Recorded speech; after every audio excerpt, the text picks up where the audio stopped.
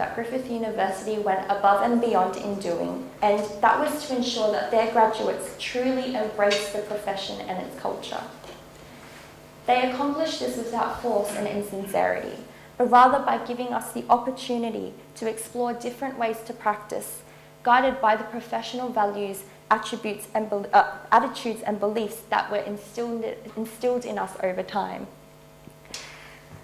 The majority of graduates are like myself and have never experienced having a professional career, and therefore one of our greatest struggles we usually face is uncertainty.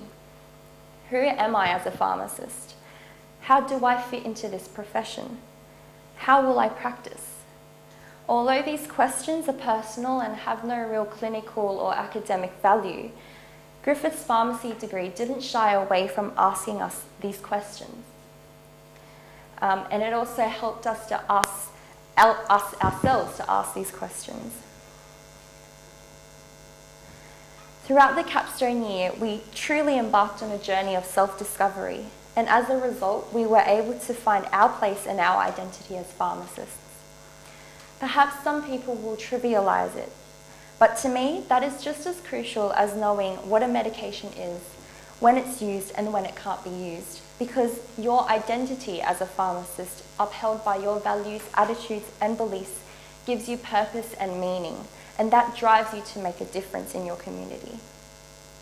I thus strongly encourage anyone in a position of teaching not only to share knowledge, but also to nurture their students' passion and help them find their identity in their profession. So thank you for spending your time with me, and thank you for listening.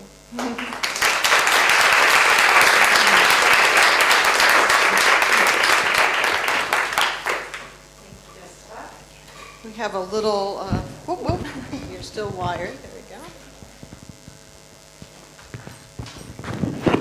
A little token of our appreciation, and thank you for the challenge for us to think about and to work with our students as holistic human beings. So thank you very much. Let's give Jessica another hand.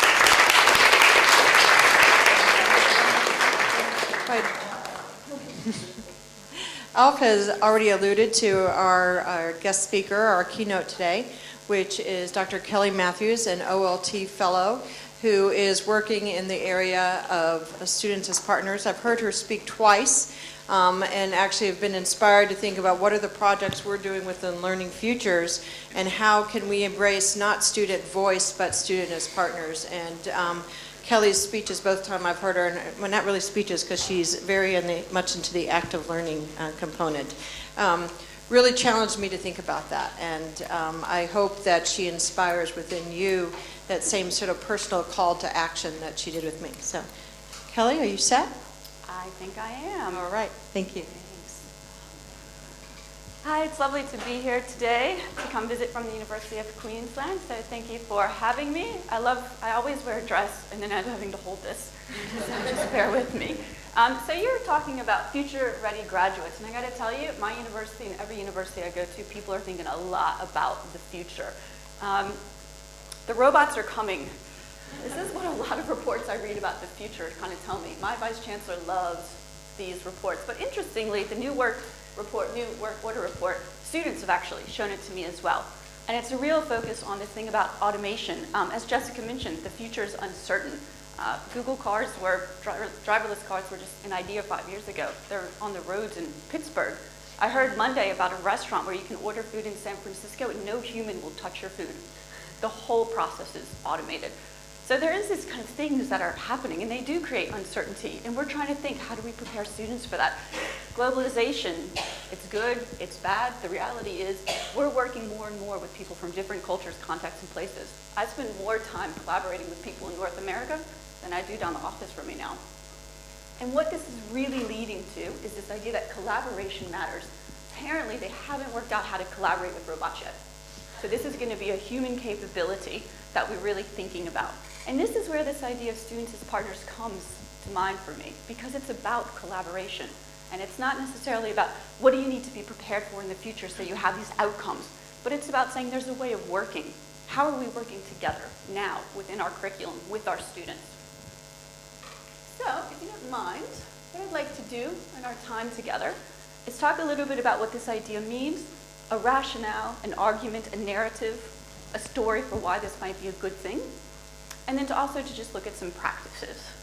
Can I just ask quickly, how many people are kind of familiar with this idea of students and staff working together in this collaborative kind of nature, students as partners? Yeah. How many people would say, I do this? Yeah, some people. And can I just ask quickly, are there any students in the room? Yeah. Staff? I say staff. Teaching staff? Teaching support staff? Both student and staff? Yeah. I think I spent 10 years in that hazy kind of identity space today. So this is one of the first things I want to ask you to do. For the staff in the room, I want you to think about how you actively engage students in teaching and learning now. What are the ways that you are doing this? If you're support staff, I want you to think about ways you know that this is happening. And now I'm going to ask you to do something. And I'm going to actually ask you to talk to each other. And maybe find a person that you don't know. And some of you are like, great, and other people are like, this is my chance to walk out the door. But I'm going to give you 2 minutes to do this. And you're going to see a timer, and not because I'm trying to scare you with time, but because I just want you to get a sense of how much time you have. And this is particularly useful for someone like me who can talk a lot. So if you see that you're running out of time and you've been talking and not listening, you might just switch. And the idea is talk with one other person, ideally somebody that you might not know, and just talk about how you are currently actively engaging, or you know ways in which people are actively engaging students in teaching and learning. Oh, what did I do? Computer said no. There we go. Timer. Thank you. 2 minutes.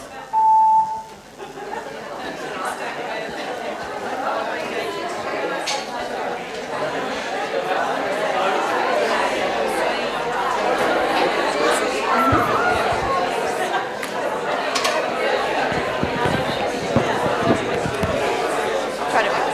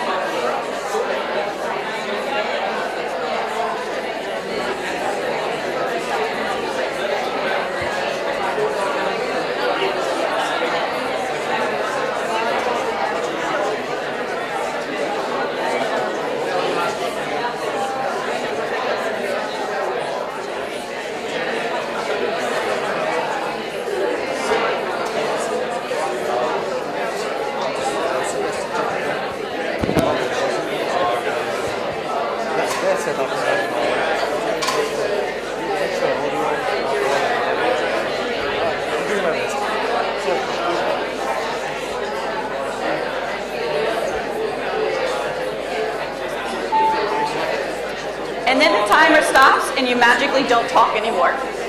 That never happens. So, thank you for engaging with each other. To be honest, I always find these events the most useful of actually talking to people I don't get a chance to talk to about what's going on in teaching and learning. So I appreciate you doing that. And I'm keen to hear some of the things you talked about, but I want to tell you a few ideas, particularly around this idea of curriculum co-creation. Students and academics working together to actually design, develop, shape, implement curricula. So Elon University is in the United States, and they have a model where they call course design teams. By course, they mean a subject or a unit of study. And in that, they always have at least 2 students working with academics and staff from the central teaching and learning unit. And the idea there is that students bring something to a perspective that should be a part of shaping new courses or course redesigns. And that's their policy. It's a blanket policy, and it works across the whole university. It's been running since about 2008. Do you actively tend to involve students in your course redesigns? Patchy. Yeah, we have a policy that says we probably should at my university. Don't record this, but it typically doesn't happen. The University of Glasgow, it's in Scotland. I'd never say that the proper Scottish way, so forgive me. For people who are Scottish, I've just offended. But they had a really interesting project that they did a couple years ago, and some physicists were worried about skill development in the sciences. We've heard this over and over again. The sciences is very content heavy. How do we get students to understand and appreciate other types of skills that they need to apply their knowledge? So with a group of undergraduate students, there's about 6 of them, a couple physicists and these students, they designed a whole first-year course about the application of skills in science. What the students brought to that was an understanding of how the whole curriculum fit together. So they could start making connections between skills and where things were happening. They ran it and they piloted it as a half-unit kind of course. It was so successful and it got such good feedback from the students that they've implemented it as a whole semester course now. The academics involved, to be honest, were shocked. They didn't actually expect that the students would be able to help them create such high-quality learning materials and modules. They thought they'd get a couple of things and then they'd end up doing most of the work. One of the students actually ended up coming back and teaching into that first semester course too, to kind of demonstrate to students this culture of, look what we can do, this is how we're valued, and we can show you how these things fit into your degrees in ways that academics might not, because we tend to see our little course, not the whole degree program. Another example, this is a university in Germany, I also never pronounce this properly, and they have a third-year data sciences course. In that data sciences course, students partner with different people across the university, the library, there's a curriculum review kind of happening. And they use institutional data with those partners, and they help them make sense of it. They analyze the data, what questions do we want to ask, and then from their perspective as students, they say, well, here's what we think might be happening with this data. They've been running that course for over 5-6 years now. So it's 4 credit. Students partner with different people in the university. They're learning the kind of data analysis, but then they're also trying to make sense of it. Finally, McMaster University. I love this example. It's a 3rd year, again, another science course, same issue. We have so much content. How does the whole degree fit together for students? They offer a 3rd year curriculum, teaching, and learning in science course. 3rd year students take this and they actually learn what's the point of a science degree. What are those attributes and outcomes people are always talking about? And then they work with academics in 1st year to create modules that help to take some of the content and put it into an applied setting. They run this course about every 3 years. And again, the modules are so successful that some of the students come back into the 1st year courses and actually help to teach that for students as well. Now these are just a few examples, and they're pretty extreme examples of students and staff working together in curriculum design. But there are a lot of ways that students and staff can be working together and collaborating. This Venn diagram from the Higher Education Academy kind of gives us a sense of where students and staff can be working together. If we look at the kind of purpley and blue bubbles over there, those are really about engaging students actively as partners, as collaborators in the teaching and learning endeavor. So if we think about teaching, learning, and assessment, do you have a peer-assisted study session here? Yeah, that's a great example of that. Students are actually acting as teachers, that peer teaching kind of model. How many people do, students do peer assessment? Got some kind of assessment in there. Another great example. Negotiating the curriculum. At the beginning of this semester, you actually, with students say, what type of assessment would you like to have? What are going to be our deadlines? It's another way of kind of treating students as respected adults in the teaching and learning thing, where you work on the curriculum together. Subject-based research and inquiry. This is really about engaging students, particularly undergraduate students in research. Have you got kind of those undergraduate research courses, scholarships, schemes here? So that's an example where students are actually co-researching and inquiring. Probably where it's a newer kind of area is this idea of thinking, how do we engage students with staff in teaching enhancement processes? So engaging students in curriculum design and as teaching consultants, the examples I just shared are examples of that, where students and staff are working together to try to enhance and design curriculum together. Teaching consultants, students as consultants, students as peer observers. There's great examples of students acting as technological consultants to academics to help, for example, me with my Blackboard site, learning management. So there are a lot of different examples of how universities are trying to bring students into this to say, help us actually, not just tell us what you think about our curriculum or about our technology, but help us solve these issues, work with us. And finally, there's the scholarship of teaching and learning, or institutional research, where as educators, we kind of look at our own teaching, and typically, we try something new. We ask the students, what do you think? We look at the assessment. We might give them a survey. In this case, we actually bring students and say, collaborate with us. What are the best ways to gather evidence from other students? What are the questions we should be asking? How do we make sense of this data? So students become co-inquirers in that institutional research scholarship of teaching and learning setting. Is this sounding like crazy talk? So, I'm making an assumption here. And my assumption is that this is a good idea. That actively involving students, thinking of them differently, challenging that identity is a good idea. And I'm going to ask you now, can you think of at least one reason why it might be a good idea? I know we're academics, we can think of the 1,200 reasons why it's terrible, but can you think of why this is important? Yes? You get increased buy-in from the students themselves in terms of the course and overall learning. Increased engagement is one of the biggest things that we see from the literature around this. That share of ownership, that sense of feeling like I have a stake in this. Here's what I want to ask you to do, if you don't mind quickly. I want you to do the same thing you did before. I want you to make a pitch to one other person and say, here's why I think this is a good idea. And then I want the other person to pick a different reason and say, here's why I think this is a good idea. Can we do that? You're going to see the same timer again for the same purpose.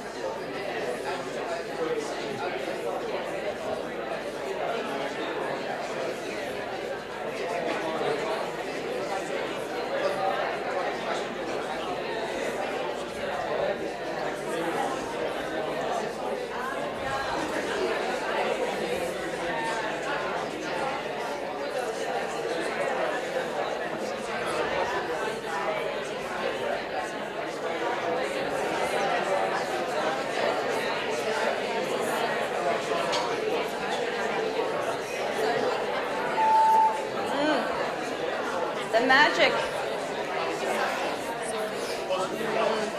Thank you for that.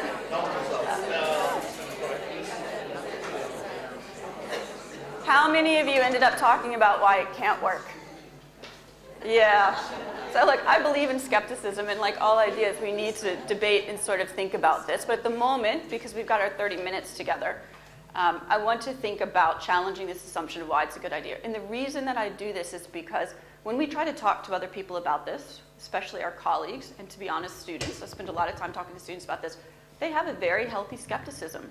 And so developing a narrative around, look, this is why this is good and why we do it is a way to talk to people, and it's also a way to kind of influence people and let them know where you're coming from with this idea, instead of just saying, hey, this is a good idea, let's all go do this. So one of the key things, and I kind of gave this away with the new work report, Students as partners is great because it teaches us how to collaborate. I have become a better collaborator from working with the students that I work with. But for students too, navigating the power hierarchy, the politics, and being able to be heard is really important. And I've really valued being able to be a part of that learning experience with students. I don't know how you learn collaboration other than to collaborate with people who don't think like you and know other things that you don't know. So there's that thing of learning that kind of how to collaborate. We talk a lot about students being the beneficiaries. I mean, this is why we're here, right? We do all of this effort. We want to create great curriculum. It's for the students. But at some point, we have to stop thinking about it's just for the students and we decide. It might even come off as being a bit kind of patronizing or patriarchal. It's about drawing students in and saying, actually, you also you have a sense of what's good for you. You have a sense of how this works. How do we bring you in to this community genuinely, this learning community of our university? There's a lot of talk about alumni. Everybody wants more alumni money. Don't record that.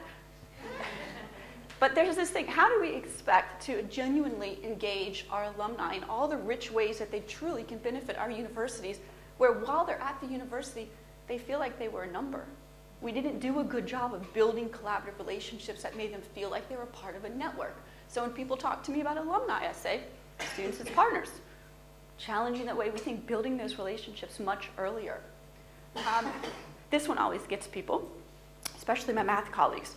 Students have expertise. They actually know things. They might not know what I know. They definitely don't know what my friend in pure mathematics knows about topology. But they understand what it feels like to be a student now. They understand their sense of their own selves and learning. And I think Jessica made a good point about this. They have beliefs about what learning is going to look like for them, and how is that going to be challenged. And then how are they going to shape that kind of curriculum around them too? Students see the whole degree program. At UQ, we spend countless hours and so much money trying to map the curriculum from our perspective, when you can sit in a room with a group of students and they can tell you quite quickly what's going on. So it's just bringing in and valuing a different form of expertise into these conversations that we're having. And this one's my favorite one. I just think collaborating is good learning. Being in an environment where we say we are going to be learning together. This is why.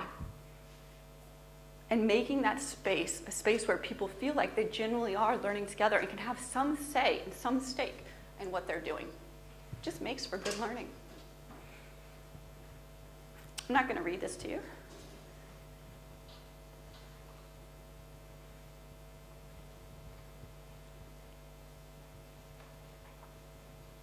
A lot of this work has come out of the UK, and what I really like about this, and this really challenges the idea of student engagement.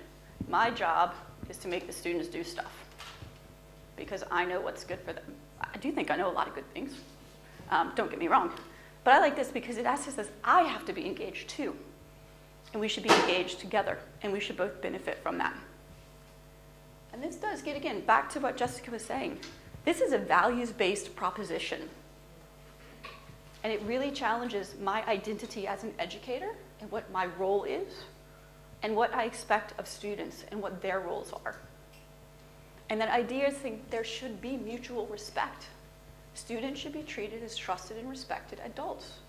This really resonates with the students at UQ. Just had a student run a big survey. The one value they really got, and they liked the values, was this idea of mutual respect. My colleagues here also talk about the idea of reciprocity. The benefits aren't just for students, they're for us. They're for all involved. And finally, and this really sells at UQ, it's about a shared responsibility for learning and teaching that's shared between students and staff. We both have a stake in this. We have these shared goals. So this value base comes back to this idea of shared goals, but also means you share risk. Maybe the students won't learn as effectively. Maybe my course evaluations won't be as good as they should be. But it's this idea, too, of recognizing everybody has something to learn in that process. So it's got this kind of values base. So you all kind of came into the room, and some people say, I know a little bit about this. We've done this super crash course. I've challenged your idea about, my goodness, what does it mean to be a student and a teacher? You're rethinking everything right now. You're skeptical, you've got a zillion reasons why this can't work. I'd love to talk about all those. We don't have time at the moment. But I want to ask you this now. How will you talk about students as partners? How has this changed your thinking? And I'm going to do the same thing. You already know the drill. How will you talk about it?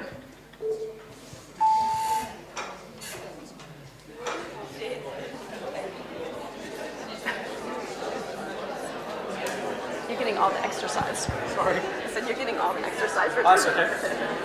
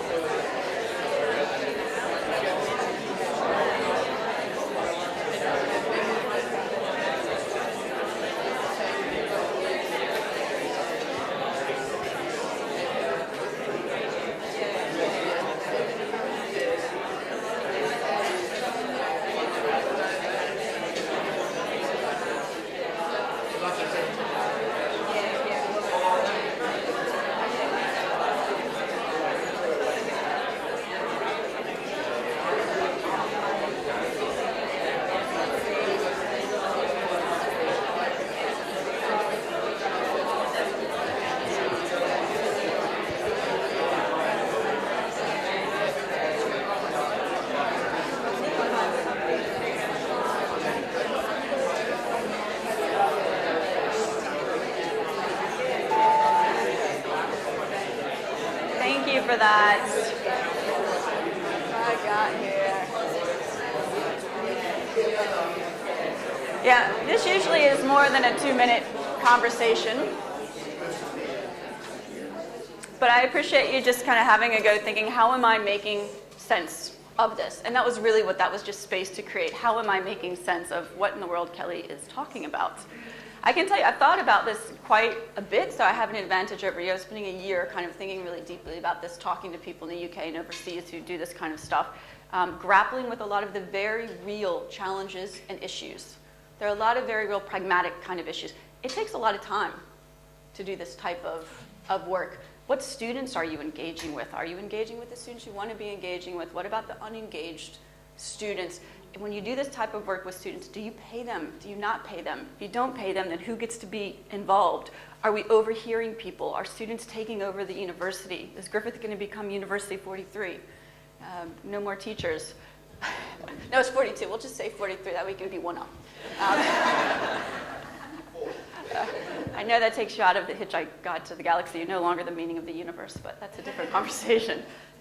So there are very kind of real issues here with this, and I have found it kind of rewarding, and sometimes I work with a group of students, and my whole fellowship's kind of been shared with students. We tend to co-facilitate these things together, but it's exam time. And sometimes we wonder if this is just kind of BS. Can we really break down the barriers between teachers and students? And sometimes we feel like, yes, we can work this way. Then the students say, but I just went to this class and this happened, so Kelly, you've just set me up. I now expect to be treated in different ways. And I go into the class and I'm just kind of I feel like a number now. So really, you're just setting me up to feel more disappointed. So there's a whole bunch of kind of real issues sort of around this. But the thing that really we like about it is this idea that it really could lead to a kind of cultural change, because it gets to the people involved, the learner and the teacher, and our relationships, and how we can start shifting that. So the ways that we like to talk about it, it is a way of thinking. It's not just something that we do. It's not just a practice. It's a way of thinking that stops us saying, I am not here to do this to you as a student, but we're doing something together. Because something about us is shared. We have some joint goals in mind. Hopefully it's that everyone is learning. It's a way of working And that way of working is shifting our thinking from just thinking of students as a source of data to tell us what we think about what we've done, and then we decide how to make sense of that, to actually starting to think about them as collaborators, as partners, or with unique perspectives that need to be a part of our thinking, our planning, our implementation. And finally, and this really speaks to me because I'm very uncomfortable with the consumerist rhetoric. My university is known for calling students both creators and clients. I don't know how that works, but we live in this place now where we are thinking in much more managerialist types of ways. And this is really challenging the idea that students can be passive consumers who sit in the back seat and we drive them to the edge of their degree and then we drop them off. And it's actually saying you have a different role. You can be creators, you can be knowledge producers. A good, wise science comms person told me you always have to end with a call to action. What can you do? Well, you can think about, we talked about this. We spent our 30 minutes looking at a couple of practices and some rationale for this. We have not talked about how to actually do this, the pragmatic realities of all of that. There's no way we're going to do that in 30 minutes. But what you can do is to get more information and talk to other people about this. At the Higher Education Research Development Society of Australasia, HERDSA conference next year, they're having an expert stream where if you join the conference, you can sign up to this stream where you'll spend an intense amount of time with a group of people talking just about this idea of students as partners and how we can progress that. It's another way you can get involved. There's Australian Students as Partners Network. There's about 400 of us now. And occasionally we just get together. We have an event every year, but we also just share practices, case studies, examples, and every once in a while we get together and have chats about things that are kind of vexing us. So these are other ways that you can get involved. I'd also encourage you, though, if this sounds like something that fits in with the ethos of Griffith University, start thinking, how do we talk about this at our own university? How do we talk about it with students? What resonates for us? What's the language that we want to use? And how do we support each other in trying to shift and break down these traditional identities between what it means to be the teacher and the student? And on that note, and my time is up, I'm going to end and say thank you very much for engaging with me and giving me this opportunity to talk some more about something I'm passionate about. So thank you.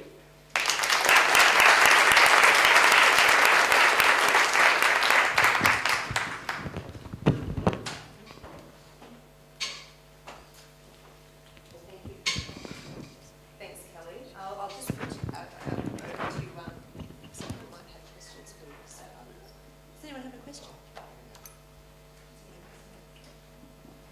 Wait for the microphone.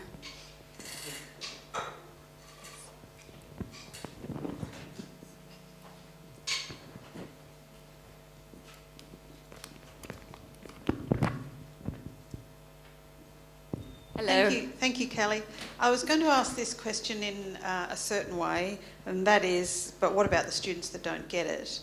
But I'll ask it in a more positive way. How do we ensure that all students can be drawn along in this discussion? Thank you. I'm sorry, what was your name? Carol. Carol, nice to meet you. Look, that's a good question, and I think like a lot of things in universities, there's a lot of noted student resistance to this idea. For learners where they have done well in a system where they can be passive, you're trying to challenge that, and that can be uncomfortable. So some people say, well, you shouldn't do that. Just do it for the students who want it. I've got some colleagues, they're in human movement studies, and they're actually transforming from a programmatic level from first year up to third year, the whole curricula. So from first year, students come in and they learn how to peer assess. They understand that they need to be active participants, and they start to negotiate in a small scale the curriculum. So their idea is that by third year, students are actually designing the curriculum with them. So they're trying to say, how do we build it into the assessed curriculum in a way that introduces students to the idea from first year, but then builds in complexity so that they're really taking ownership by third year. Does that answer your question? No. No? I don't have a whole program to control. Well, in this case, and it's just, some ways when I think about some of these big things we're trying to do in higher education, I find it hard if we don't collectively start to own the curriculum. And so it is very hard for one person to come in and say, I'm going to try to do this sort of radically different. So in that case, I'd say, try to talk with your colleagues. That's why I think having a language and a common way to talk about this across the institution is one place to start. And then start small. try one thing for yourself, see how it goes, learn from that situation, and find some like-minded peers that you can talk to, learn from, and whinge with about it. Hi, Kelly. Just picking up on that example that you gave about the human movement students. So do those students, just two things about that, when you're looking at constructing the curriculum, do those students at first year have their eye on the industry requirements for that profession? And the other thing that strikes me a little bit is what about different cultures in your classes? We have a lot of international students for whom collaboration in learning is a little bit more foreign. Do you have those issues as well, and how would you deal with those? So here are two questions, and I'm probably going to answer them both quickly. For the human movement studies, they do have competencies, and they're trying to engender students into an identity of becoming future kind of educators. So this is part of that for them, and it resonates with those competencies. So for them, it's a fit. For the international students, yes, that's a problem. And we could talk about that in much more detail, but we probably don't have that here. But I'd say the problem it's not just collaboration, it really is an expertise issue too. Having partnered with some students from China over the summer, they say, Kelly, I like your idea. And I say, it's not my idea. They said, I like the idea then. And this is an interesting way to work, but I value that you're an expert in an environment where I wouldn't call myself an expert. And so that's very real. Kelly, hi, Agatha from business school. How do you get over, and again with Carol, we don't have a responsibility for a whole program. So within a course context, how do you get to the point where you get students as co-creators when, if you're going to co-create, you can't be co-creating for what they're going to be learning right now. So because our course profiles are due way before, the course starts and things like that. So it usually is, look, if you want to give us feedback on how we can improve for the next time we run this course, please feel free. How do you get students involved in the moment, or is there always a way to reward them or engage them for future? I'm not understanding the present future sort of context. There are a few interesting ways that people are doing that at the course level, which is to introduce students into that idea, acknowledging that there's kind of lockdown periods and you can't change assessment. Like at UQ after week 1, we can't change assessment, for example. It's like a contract. Other universities, you can't change at all once it's sort of set in. But ways people are getting around that, or to get more feedback in real time, is a very popular model that's come out of the United States, and it's called students as teaching consultants. And so what you do is you have a group of students in the course who might be taking it at the same time, or students who already took it, but students know that they're there. And you sit down with them every couple of weeks, and as an academic you say, I'm not sure this is working in the course. What are you finding about that? What are your thoughts? So you're having conversations, and then you go back into the course and say, listen, I was talking with the teaching student consultants. We're not sure this is working in the course. So it's just showing students you're listening, and then you're trying to respond to that. Another model I like from Glasgow is, instead of getting the students, there's the kind of, we want to survey students all the time, not just at the end, so they can real time sort of do that. What do you do with that data? She gets students to actually evaluate her every few weeks, and then themselves, and they have a conversation about it. And the student self-evaluation is, what have I done to learn in this course? What am I struggling with? How will I improve? And I really like that model because it says this is something we're doing together. So it's real time. And what it's showing students is just a culture of, we need to stop, reflect, and I want to listen and respond to you in genuine ways. And I want you to understand why I can't do certain things. All that hidden curriculum stuff Alf was talking about, students tend to not understand why things can't change, what constraints you're under as an academic staff. So it's making that a little bit more explicit to them, and it humanizes you. So they see you as kind of a person who's working within constraints as well. So those are two models. I could give you more, but for the sake of time, yeah. Does that help? Yeah. Hello, Kelly. Thank you very much for all of that. What resonates for me out of that discussion is the theme of purpose, how we as teachers put across what is the purpose of this course, the assessment, and if we had more conversation around purpose and how they understand or distill the purpose of the piece of assessment, perhaps we'll reach a better understanding. And if they don't distill what we think is the purpose, then You want to know that. there's great learning both sides. Yeah. And there's a lot of good work around assessment for learning and that dialogue and feedback. Some interesting work about assessment right now and the whole feedback quandary. Students take on feedback when they trust you. So you can give them lots of feedback, but if they don't trust you, it kind of doesn't matter. So it's that kind of work is interesting, and I think it does relate because it's about collaboration, it's about dialogue. What are the criteria? Why do we have these criteria? What does good work look like? How do I help you know what good work looks like? All that work around assessment. And I'll end on one thing, and this is a tiny thing, but it's pragmatic. I was teaching a course last semester. The students just didn't do the pre-readings. Has anyone else experienced that? Yeah. Make a video. I don't want to make a video. I like what I want you to read. I want you to read it. I think reading is good. So what I started to do is at the end of every class, I said, well, no one's doing the reading. I think the reading is probably going to help you, but you need to know that. So I'd pick 2 people, and I'd say, at the start of next class, you're going to pitch the reading to people.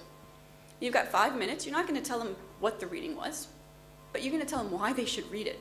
So, for example, we had one on ethics, and then the students came and said, so we have to write about ethics in this project that we're doing. This one laid out 5 different ways that you can think about ethics and problematize ethics. And then they told the other students why they should probably go read that for themselves. And so we just kept doing that. But what I'm doing is I'm helping students to kind of teach other students and putting it back on them and saying, look, we're having this problem. I don't know the way around it. So I'm making it's our learning challenge together in that classroom type of environment and context instead of it's just me not understanding why you're not doing it. And it does. It changes the purpose. It changes the value. But it also, those values, I understand you might not all have time to do the reading. So here's going to be our quick way around that. And I think on that note, thank you so much, Kelly. It's really been wonderful hearing your stories. And thanks for really valuing the students and all of us learning together. So thank you once again. Thank you so much. Here's a little gift for you. Thank you very much. Would you please thank Kelly again? Thanks, everybody. All right, we've got another hour of fun-filled workshops for you. We're going to break up into 3 different areas now. So we have, if you look at your programs, you'll see that we have 3 different presentations. So Dr. Natalie Colson